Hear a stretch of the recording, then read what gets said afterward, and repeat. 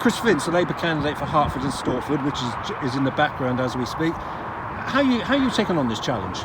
Well, first of all, Michael, I'm really looking forward to it. As you know, I really like campaigning. I love getting out speaking to residents, and I've already started doing that across the constituency. I was out in Hertford this morning talking to residents. I was in Bishop Stortford yesterday, and it's just about getting out and talking to people, because I think if you want to represent them at any level, be it a councillor, be it an MP, you have to be willing to listen to residents, listen to their concerns, and show them that you're actually going to act on those concerns as well. 19,000 votes to claw back. How are you approaching that? Well, I think I'm down to about 18,550 after the last few days. No, I mean, it's a big number. It's been a safe Tory seat for a long time now, but it is about building for the future and about making a dent on that number. You know, we did very well last year. We took Labour up to 17,000 votes in the constituency. We're a strong second place, and I would emphasise that people are looking at the tactical vote. My views on that are vote with your heart, but if you are looking at the tactical vote, we are the choice in terms of beating the Tories. They've got a new candidate now. Mark Priss obviously has stood down after being the MP for a long time there. They've got a new candidate who's from London, so she's not known in the constituency. And as I say, I think generally talking to residents, they're fed up. They're fed up with this government, and they want to change. Because you are a Harlow councillor, but there are issues which sort of mirror things, aren't there? Whether it's people in Bishop Stortford, even the other night on Halloween, are very unhappy about crime and disorder. There's housing problems and challenges.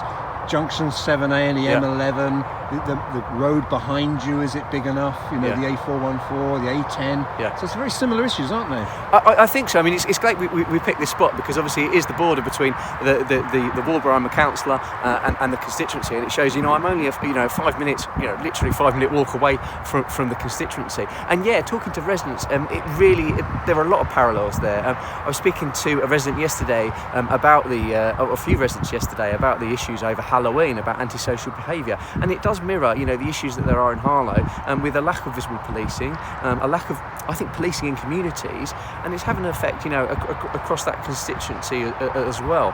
The other thing as well, I spoke to a lady today, and it was a really real awful story. 63 years old, working as a carer in a local caring home in Hertford, private rent, insecure private rent.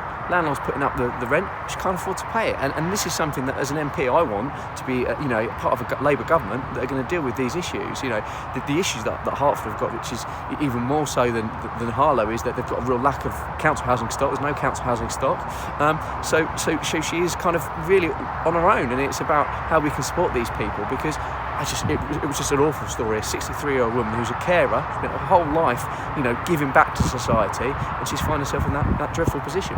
Brexit. Yep. You're a Remainer. I am, I have to be honest about that. I campaigned for Remain in 2016. I believe that any deal that we get won't be as good as staying in Europe. I have to be honest about that. I think there are better deals, and then there's Boris's deal as well.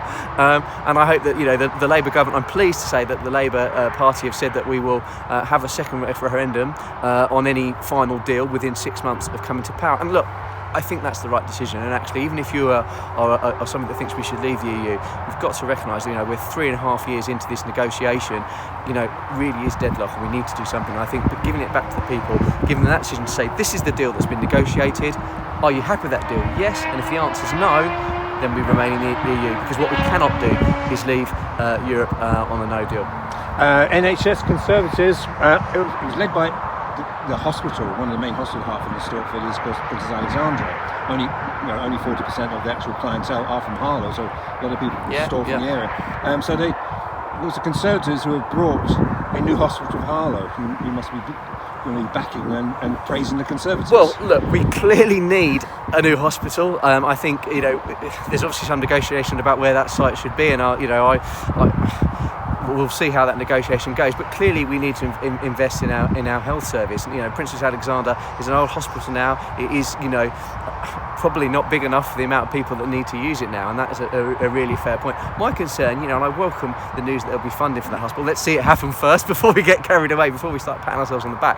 My concern is making sure that it's staffed, frankly, and properly, and that money's invested in the right areas. Look, we have seen over the last 9 years, and it is Tory Lib Dem austerity, we have seen the public sector being decimated. I'm a teacher, I've seen it in that, but I speak to nurses.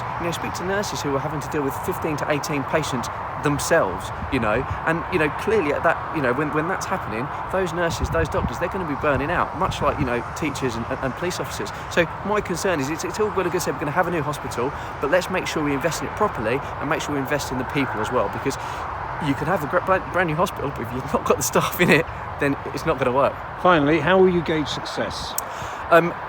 Well, obviously, I'd love to be standing here as Hertford and Stortford's next MP on the 13th of December. My heart says it can happen. My head says maybe not. I'll stick with my heart for now. But realistically, it's about increasing the share of Labour vote across the constituency, showing that we are the only opposition to the Tories in Hertford and Stortford, and hopefully along the way talk to a lot of residents and help with local elections in the future as well.